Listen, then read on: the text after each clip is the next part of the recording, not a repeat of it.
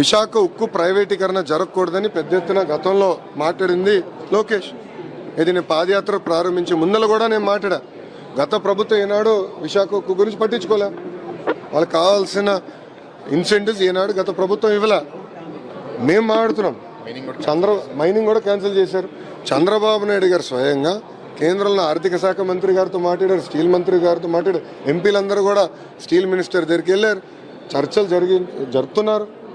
అసలు ప్రైవేటీకరణ అన్న పేరు డిస్కషనే లేదు, కానీ రోజు ట్వీట్లు పెడతారు వైకాపాలు. అదేంటో నాకు అర్థం అవ్వదు.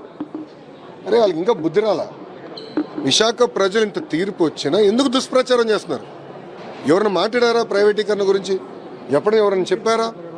మా రాష్ట్ర అధ్యక్షుల వారు పల్లా శ్రీనివాస్ గారు చాలా స్పష్టంగా విశాఖ ఉక్కుని ప్రైవేటీకరణ జరగనీయము అని చెప్పారు. మళ్ళీ ఎందుకు వాళ్ళు దుష్ప్రచారం చేస్తున్నారు? దయచేసి ఈ ప్రశ్న వాళ్ళని అడగండి. నేను జగన్మోహన్ రెడ్డి గారు ఎప్పుడైనా దొరికితే ఒక్క